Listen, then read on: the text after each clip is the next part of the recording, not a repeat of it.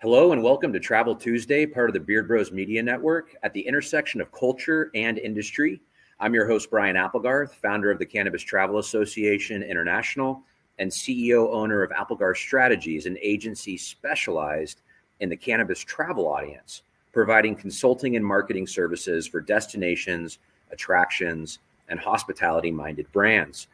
Whether you're a seasoned cannabis professional or just starting out, you're sure to find something of value here on Travel Tuesday, the Beard Bros Media Network. So let's get started.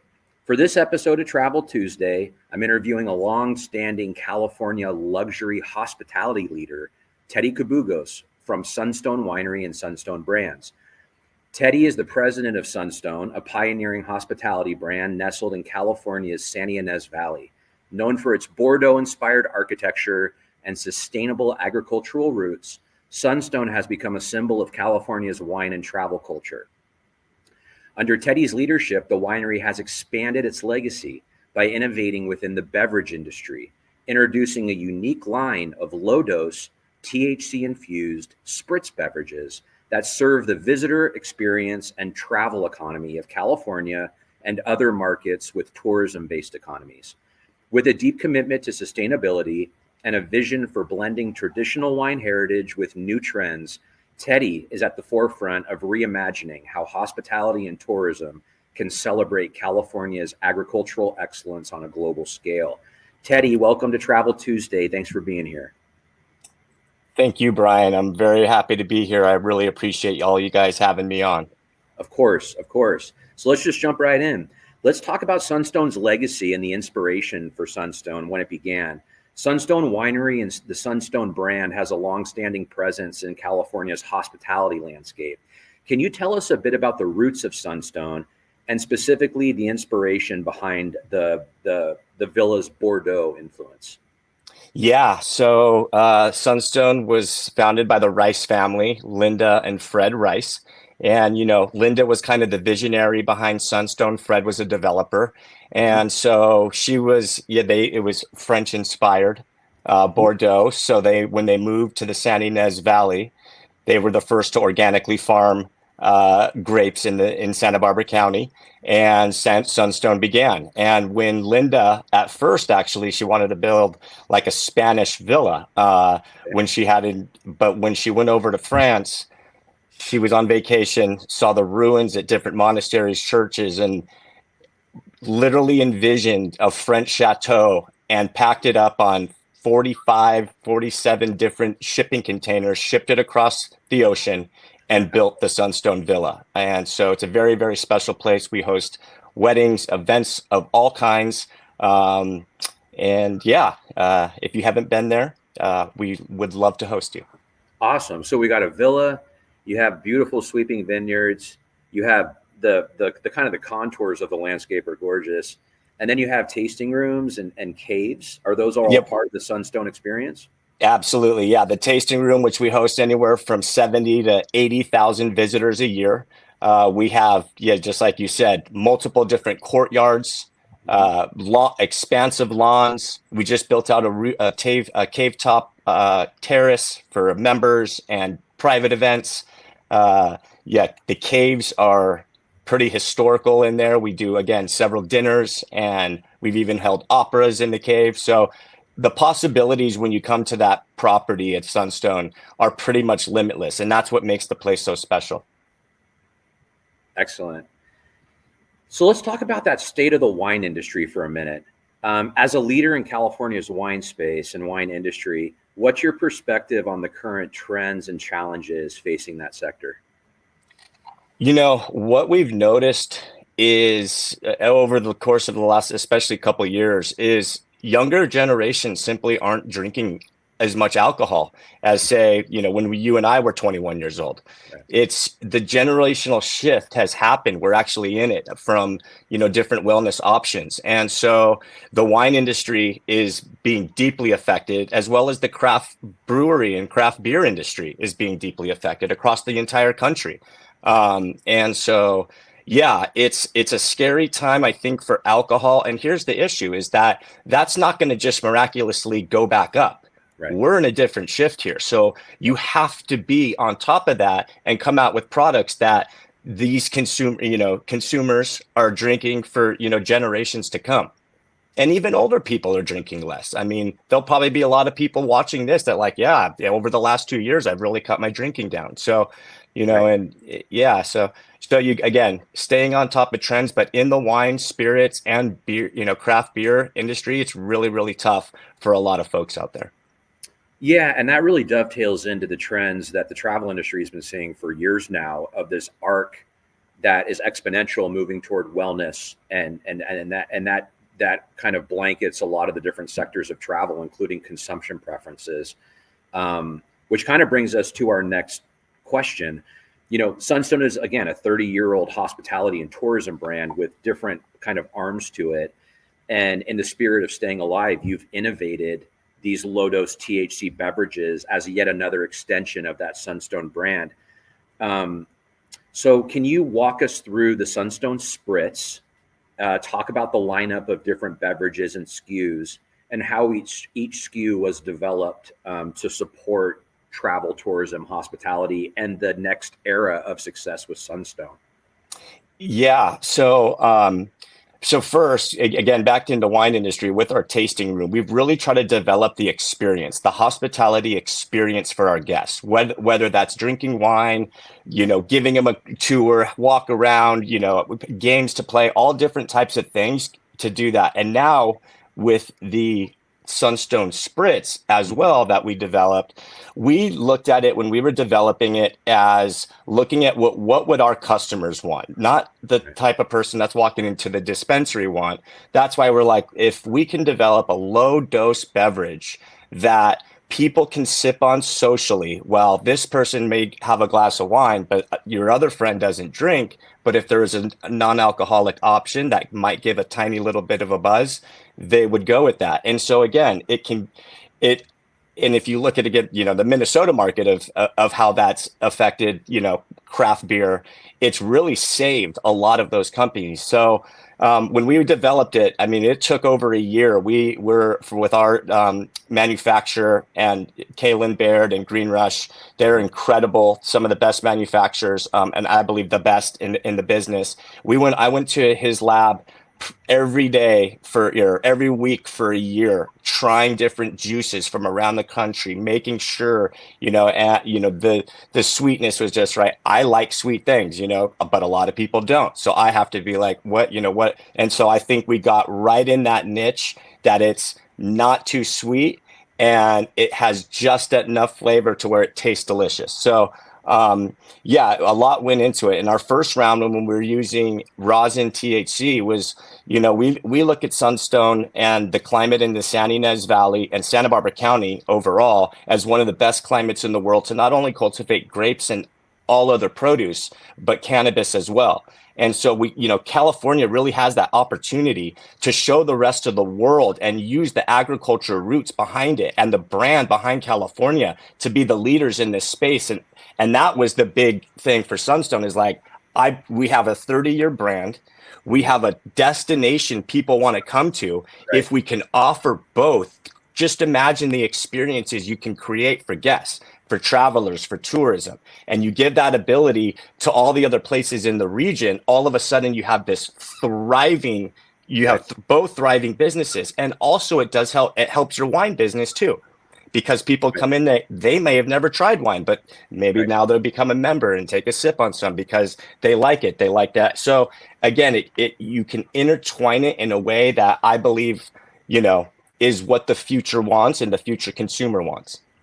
Yeah, and to share a data point, you look at that. And this leads into the next question, which is the travel economy, and you have hotels and destinations, and that inhalation side is a barrier for hotels and for a large amount of the mainstream consumers, specifically in the California market, but beyond. So let's talk quickly about the Minnesota market. There's a thriving low dose hemp THC market out there. I believe there's over 4,000 licenses currently in the state that are held by hotels, that are held by spas. There's craft breweries that have some 20 to 25% of their revenue now is tied to low dose THC beverages. between what's happening in Minnesota and New Jersey, what can we learn from those two markets, and what should California and other states that have tourism-based economies be considering when we're looking at these models? Well, great question, Brian. And when you look at those two models, I mean, honestly, California should be thinking the opportunity's never been bigger. It's still catching on. But the opportunity in California has never been bigger than it is today to come out, put the regulations in place to allow us to compete with places like Minnesota, New Jersey, and other states that are putting those strict regulations in place for low dose beverages to be.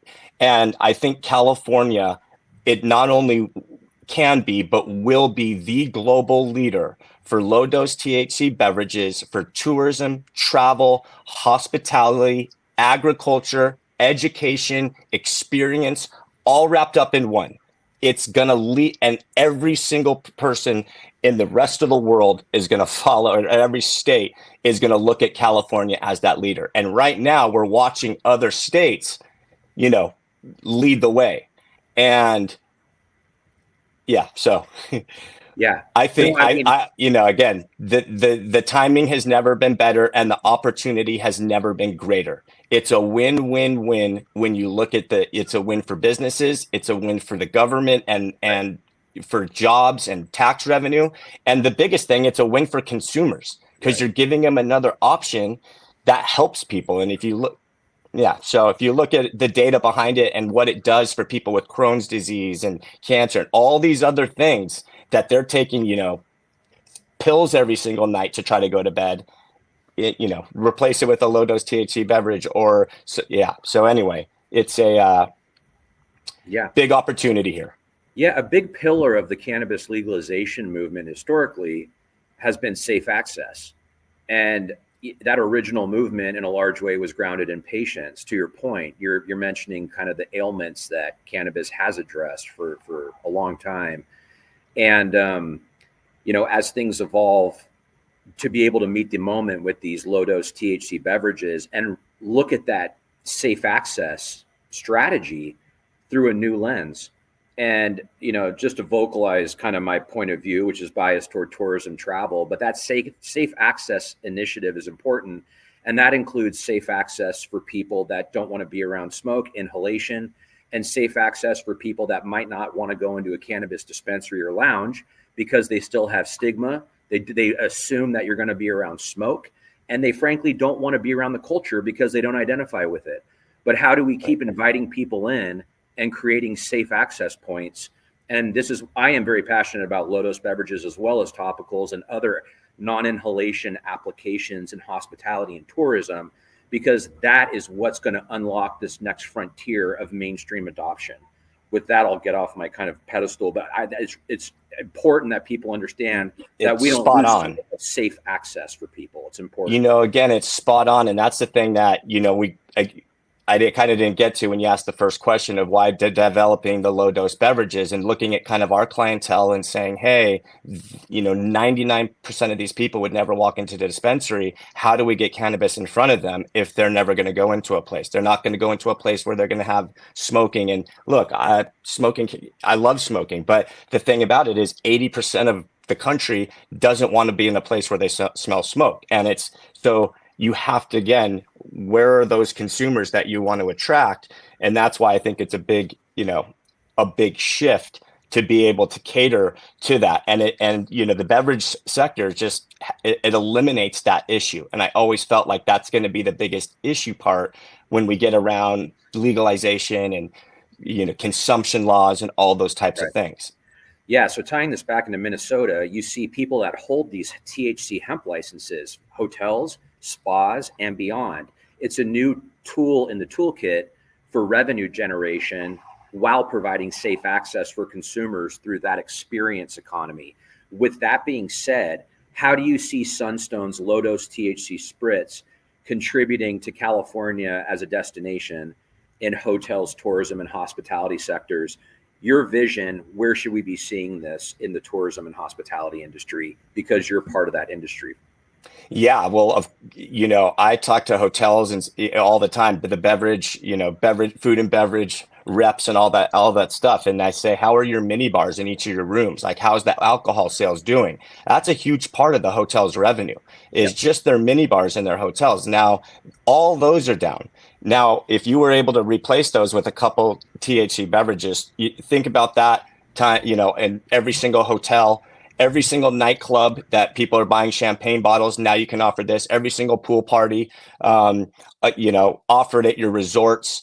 There's so many different ways you can incorporate it into the economy. And that's just simple. That's just travel and tours. And now you get to the restaurants and allowing, bars and all of these other things that are losing alcohol sales. Again, alcohol sales are a huge part of restaurant staying alive. And so those are all being slashed everywhere. So it's not just the wine, spirits, but it's the restaurants, hotels. They're all suffering because they count on those sales, and now they have that ability to make up for it right now, and that's why the opportunity is just so big.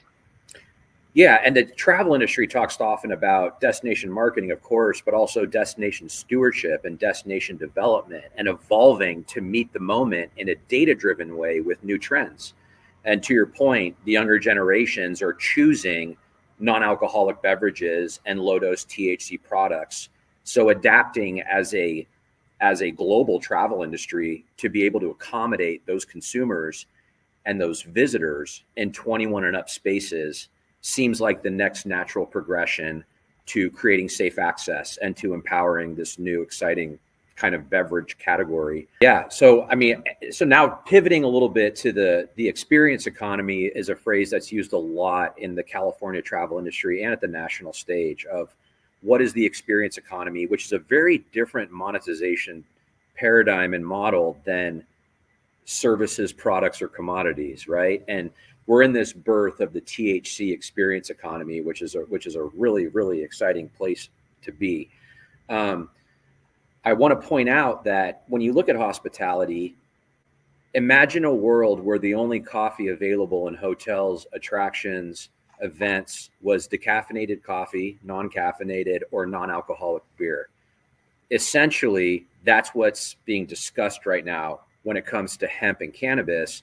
Will the tourism industry have a tool in the toolkit to be part of an effects-based opportunity with low-dose non-inhalation products like the Sunstone Spritz, or potentially topicals and spa eventually? That low-dose THC beverage component feels like the first building block to the next era of this, because it can be easily implemented in 21 and up spaces where alcohol already exists, and you now are part of this new experience economy innovation opportunity. So I just want to plant that seed for anyone from the traditional travel, tourism, and hospitality and hotel industry that these conversations matter right now, and figuring out how we widen safe access and grow this into the mainstream is really, really important. Teddy, how do you see THC beverages complementing traditional wine and spirits? And what impact do you think they could have on this experience economy and hospitality? From a Sunstone's point of view, with the way you orientate with the villa, the vineyards, the tasting rooms, the cave top terrace, the bottles of wine, the THC spritz, if you want to mention the splash, how do you see Sunstone powering this new experience economy opportunity? Well, yeah, I think that there is a lot there, so I want to try to break it down in a couple sections, going for the hospitality and hotels, and if they had something else to offer, right, rather than a dispensary. Imagine, just like you said, if they were serving only decaf coffee and non-alcoholic options, then you're sending all your guests to the liquor store to buy it from there. So it's kind of the same thing, right? So it's like the hotel industry. So you're going to send all your customers to the nearest dispensary to go pick up their low dose beverage that probably doesn't even have the beverage that your consumers would want, because they're higher in THC levels. And so if you were able to have that in your hotel bars and poolside, in your rooms, you make up for, and the wine and spirits, again, I wanted to touch on that because you mentioned them. Yeah, I think I said that one of the biggest distributors in the country just let go of several hundred employees 2 weeks ago in the wine and spirits industry, and it's mainly their wine program. And so, imagine if they had a catalog that had low dose THC beverages in it that they could sell to the Bevmos, Costco's, all the big store, Total Wines across the country, rather than less people taking their wine. And all of a sudden, not only are their brands going out, they're getting let us. So this can bolster up, and those people probably would have kept their jobs had they been able to sell these products to the places I just mentioned, also to all the hotels that they work with and all those distributors that those people work with. So again, I think, and Sunstone being able to take advantage of that. Again, we're a global attraction. We have, 5 suites in our villa that each have a fridge as well. And people are drinking less up there, right? And a lot of people come there just for the scenery. Right? And so if we can sell them also low dose THC beverages and have them walk around the winery, the vineyard, do art. We host all kinds of different things. It would be just an unbelievable, new experience that, again, the new generations are looking for. So if over the course of the next 5, 10, 15, and 20 years, this is what's going to be happening. Absolutely. And to point out the uniqueness of Sunstone, which really highlights a local region, local terroir tied to a Sunstone legacy hospitality brand. It's, these are storytelling opportunities for tourism travel. And what does it look like to drink a Sunstone beverage in the Minnesota market or the New York market? It's just like picking a wine based off the region and having a wine list. And that's where these beverages could and should grow into, specifically the craft beverages that have that sun-grown terroir narrative and sense of place behind it. I want to pivot. Every party, every event, every party, every event, every wedding, every place that alcohol is sold, this should also be an option for consumers. This is just wait till the weddings you have the bars that are, it's going to take it's already happening, but everywhere alcohol is sold, you should also be able to purchase these beverages. Yeah, and it kind of begs the question, like if you unleash these low dose THC beverages in California, it ties into the beverage industry, craft breweries, all of it, hotels. It also talks about workforce development, and it could even arguably help start reducing the underground illicit market, I would argue, because you're making it more, again, it ties back into safe access, but instead of patients, which still has a plight and still has an initiative to keep running forward because we need patients with more access, this gives access to the mainstream tourism economy, the visitor economy, and it provides it in a way that's relatable, in a non-inhalation, low-dose, safe way. So you're meeting the moment for all the different ways that cannabis and THC and this ancient medicine plant can be accessible throughout the state, bringing benefit and economic impact in different ways. And quite frankly, evolving to meet the moment per the data that we're seeing for consumer preferences. So we are at these really important inflection points. I want to talk for 1 second about... Yeah, and that's another just really to hit on, because when you mention the non-inhalation, and we talk about this a lot, Brian. Yep. Again, every single day, even the inhalation, people are smoking less because in 5 years, less people are going to be smoking too, just like they are drinking. And so how do you replace again, there's a generational shift coming because people want a healthier option. Right. Yeah. And so that's just going to continue, and you always have to stay on top of those trends. And that's why I feel that the beverage sector is extremely unique to the cannabis, hemp industries, other than all other products. But that's also what makes the cannabis and hemp plants so special, is you can use them for so many different ways. You can use them in incredible different ways. However, again, so. Absolutely. And for those smokers out there that are true connoisseurs that love their, terroir grown hash. I'm one. Yeah, exactly. And how cool would it be to be able to have your hash and be able to provide a beverage made from the same farm, the same plant, the same terroir, where you could share that moment with your family or your buddy who doesn't necessarily smoke hash, but you could still have that shared experience tied to a place and placemaking and craft. And this is where we have to head, in my opinion, as California being a trend-setting destination, to be able to lead the future of what does craft, cannabis, and hemp look like in the visitor economy, empowering and enabling smart and safe innovation and safe access. So on that note, let's talk about what's coming up in California in the next 5 years. We have some significant events. We have the World Cup. We have the Olympics coming. There's going to be global eyes on the California market, and we're at a really unique, and I want to tee this up with a little bit of a story that talks about how France and specifically the Bordeaux region capitalized on the World Fair in the mid 1800s. There was a very strategic marketing strategy that was developed where France used this opportunity with the global audience to shine a spotlight on wine as a sophisticated premium beverage tied to a destination and place, in this instance, Bordeaux. And it was groundbreaking and led to the premium narratives and luxury and craft and storytelling behind the global wine industry. Italy came on board with their kind of rating and point system. Germany did. Now I'm looking at us in 2025, right? And then up to 2030 with a similar opportunity with California being able to shine a spotlight. Of course, I think about the Emerald Triangle, amazing legacy region, amazing suite of genetics and deep seed banks from around the world. We have craft regions like Santa Ynez Valley, Sunstone, Big Sur, Grass Valley, Sonoma County has them. Anywhere you have grapes grown, you have a beautiful Mediterranean climate and you have a story to tell.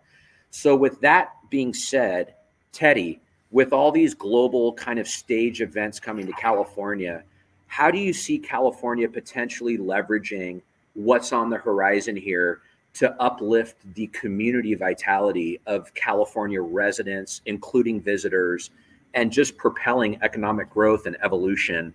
And how do you see that potentially playing out? And what would your dream be when it comes to Sunstone and being a vehicle to tell that story? Yeah, I mean, Brian, you just mentioned some of the most significant events in historical events that are going to take place in California over the next several years, over the next 2, 3, 4 years, and we have that opportunity, just like France and the French, to be able to educate the rest of the world that come here on how it's done correctly, agriculture, safety, all those types of things that, again, the California brand is known for, and to be able to incorporate low dose beverages into every concession stand, every single vendor that is also selling beer, wine. I mean, think about the economic value, the jobs that that's going to create. I mean, Right. it takes you all the way back to now. You have new people cultivating strictly for this, right? And you have we're going to be growing some of the best that we can look to, saying that's going right from this farm right into this can. We can showcase that again. And there's not many places in the world where you can do that. And there's going to be a lot of people that are going to be buying their product from California because of those agricultural roots. And so to be able to showcase it at like the places like the Olympics, the Super Bowls, all those types of things that are coming. I mean, dude, every concert venue that we have here, every stadium, every single thing that we can do here. And again, California is able to lead that way. And so again, incorporating that into the economy, I mean, think about it creates tens of thousands of jobs, and it brings unbelievable economic growth and value to the state, and the country, really, the rest of the world. Awesome. 2 more questions. So as Sunstone continues to innovate, what's next for the brand? Are there any new experiences or products or initiatives that are in the pipeline that you're really excited about that you want to share with the audience? Absolutely. There's some really exciting stuff that's been happening. Been working on, there's this ag enterprise ordinance in Santa Barbara County, kind of farm stay ag ordinance, again, back into the Ag 2 property, and what you're able to do with them. And, in Santa Barbara County, it's been really difficult to, do food service or overnight stays or all these different things that other regions like Napa, are able to offer.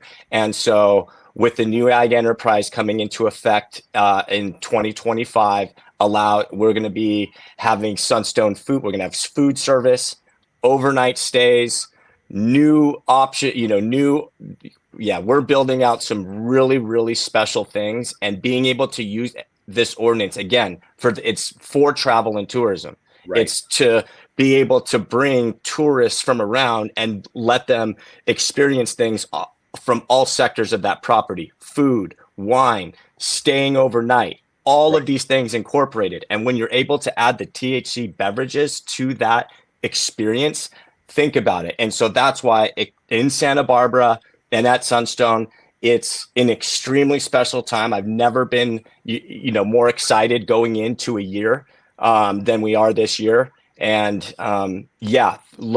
you will be a part of, you already have been and will be a big part of historical moments that will take place there in 2025. Yeah, and you're speaking to, again, this concept of enabling innovation, right? Of advancing and evolving, which whether it's in the form of an ordinance and farm stays and the other hospitality and tourism driven endeavors that you do as the captain of Sunstone. And this low dose THC beverage is you're a California business steeped in hospitality, wanting to innovate and adapt to the data and serve the customer preference. And I really appreciate you sharing your point of view today. Where can our listeners learn more about Sunstone? Well, they can go to follow us on, our social media at Sunstone Winery. Go to sunstonewinery.com, at Sunstone California, which will be coming back when these things very, very soon. But again, just like you said, Brian, we are in a cultural and generational shift in this moment. It is happening right now. We're in the middle of it. And the opportunity has never been bigger to put sensible regulations in place to make low-dose THC beverages a thriving industry, opening up tens of thousands of jobs and tax revenue for across the state. And California should be the global leader and teaching the rest of the country how it's done right. Amen. And the California travel industry is a $150 billion industry that includes airports, hotels, rental car companies, attractions, entertainment, events. Dropping a low-dose THC beverage into that ecosystem is a powerful concept to imagine. And not only does it benefit the economy, it, at the end of the day, promotes wellness, because that's what this plant represents, with homeostasis, balance. And thank you all for joining us today. Travel Tuesdays. Bingo, Brian. Yeah. Travel Tuesdays brought to you by Beard Bros Media Network at the intersection of culture and industry. I'm your host, Brian Applegarth. Thanks for being with us today. Teddy, thanks again. We'll see you guys next month. Join us for Travel Tuesday. We have a great guest lined up for December. See you later. Thanks for having me, Brian. Thank you, guys. Thanks, Teddy.